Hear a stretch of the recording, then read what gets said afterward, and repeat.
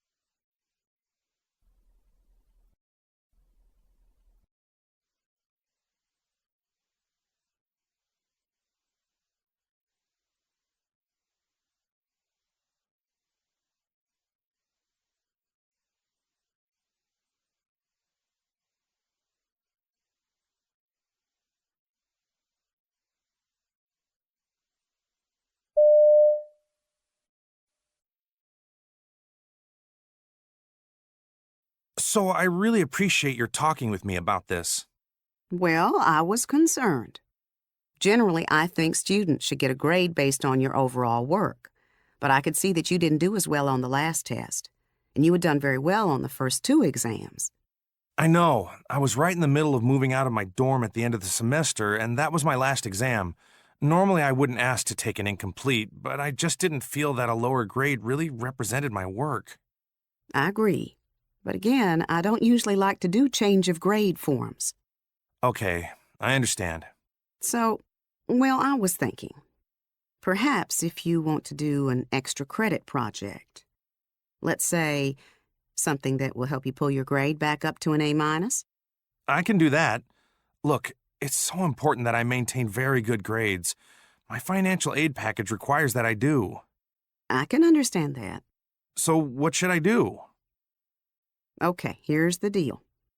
You write a 5-page paper on Shakespeare's worst play, and I mean you have to have read all of them to decide what his worst play was. And tell me why you think so. Wow, that's... You want to get that change of grade, right? Right, yeah, of course. Fine. So you'll have 2 weeks to write this paper. Shouldn't take you too long if you've done your reading. Oh, I have. I've read all the plays, and I think I know which one I'm going to choose. Fine, don't tell me. Surprise me. I will. So, what happens if I do a good job on the paper? Then I will fill out the forms for a change of grade. It takes a few weeks after that, but the new grade should go on your transcript afterwards. Okay, I guess I will have to go to the library over semester break. Thanks for your understanding.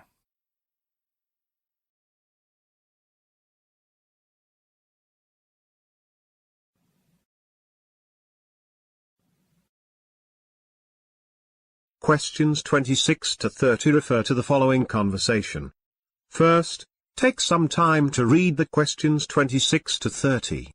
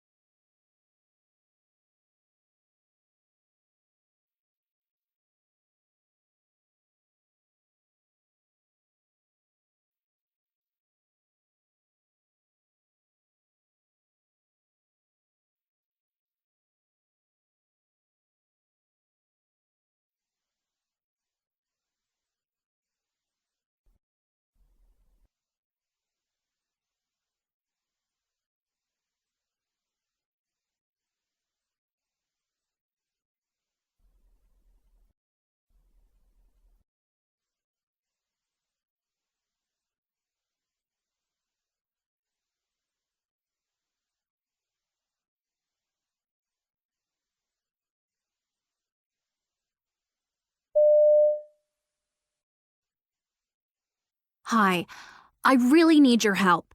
I've got to prepare for a presentation, and I haven't got a clue about how to do a visual slideshow. Well, that's why we're here. We have tutors who know all the word processing and presentation programs. Do you know what presentation viewer program you want to use? I have no idea. Which is best? That depends on what you want to do. Is your presentation just text, or do you want to use visuals with all the bells and whistles? You mean like images and graphics? And things that move around on the screen? Exactly. You can include sounds or video too. Yes, absolutely. The better it looks, the better I hope my grade will be. Oh, I think it's important that a presentation look good. But you have to have the substance too. I guess so. You know what I mean. If you have a good foundation for your presentation, you'll be fine. Oh, right. Anyway, I would advise you to use this presentation viewer program because it's pretty intuitive. You can figure it out as you go along. I've never really tried it. After your tutorial, I think you'll find it's pretty simple. Speaking of which, when do you want to schedule your tutoring session? As soon as possible. My presentation is next week, and I'm nervous about speaking in front of other people anyway. It would be bad if I had no time to practice using the program. That's true. So then how about tomorrow at 2 p.m.? Bring your outline. Great. I'll do that. Can I bring my laptop with me? Sure. See you then.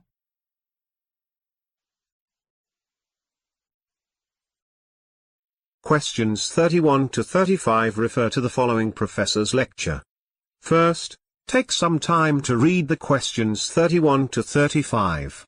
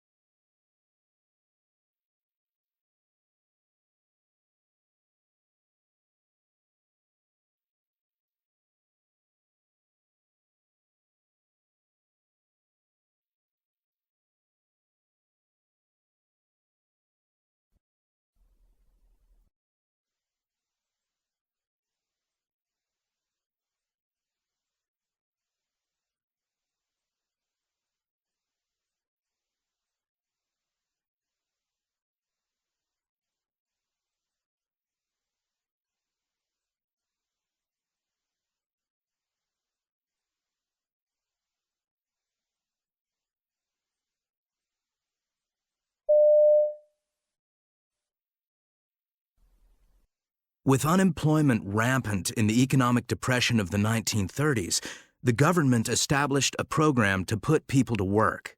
It was called the Works Progress Administration, or WPA. The WPA funded the construction and maintenance of schools, parks, and highways. A small subdivision of the WPA, the Federal Arts Project, or FAP, was dedicated to employing artists. The reasoning behind the FAP was that the arts, as much as schools and bridges, contributed to the public welfare. And of course, artists at the time of the Depression were extremely vulnerable. Photographers were uniquely suited to the requirements of the FAP, not least because much of their work constituted documenting the achievements of the WPA. But documentation in the larger sense of capturing the reality of an entire country was the mission of many of the FAP photographers. One of the photographers funded by the FAP beginning in 1935 was Berenice Abbott. It was perfect timing for Berenice Abbott. She'd been photographing New York City since her return from Paris in 1929. Long before the FAP came into being, her stated purpose was to document and interpret America with love, but without sentimentality. And she felt that New York represented the essence of the changing nature of American society. I want to just go back to that word, sentimentality, because it relates to how we can define Abbott's approach to her art. As we talked about last week, photography in its initial stages had been used in a very painterly fashion. People like Abbott realized early on that photography's strengths had not been recognized or utilized. Abbott and her contemporaries rebelled against the widespread painterly use of soft focus in favor of the sharpness and clarity naturally inherent in photography. And they also rejected the sentimentality of typical pastoral scenes and landscapes in favor of a realistic depiction of fast-paced, modern urban life. It was this sensibility that she brought with her to New York from Paris, where she had been living for 8 years. Abbott's project was, simply put, to photograph New York City. She called her project Changing New York. And the way she approached this project was to try to depict, through photography, the interaction between human beings and solid architectural constructs. Or something like that. I don't have the exact quote. See, she was trying to find a balance between buildings and activity. So she decided to use more than just a handheld camera, which was perfect for, capturing the hustle and bustle of the city, but would not have done justice to the giant buildings that also define the city. At the same time, she didn't want to just overshadow everything with those buildings.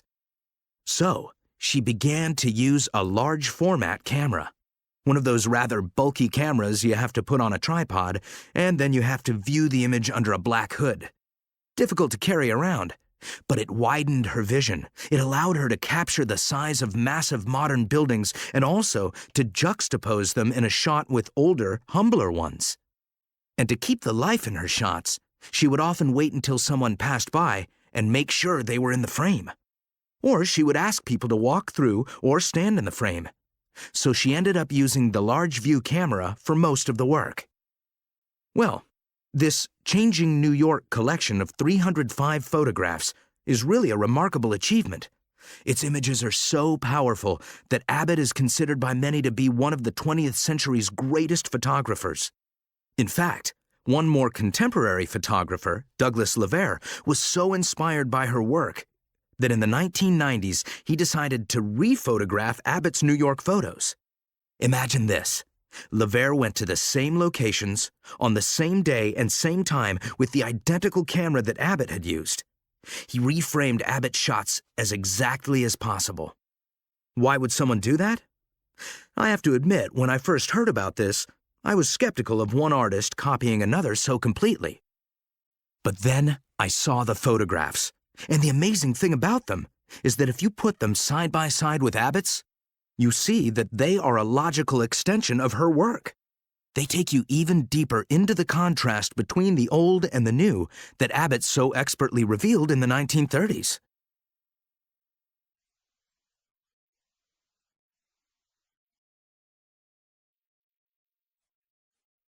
This is the end of the listening paper. Now, you have 5 minutes to transfer your answers to your answer sheet.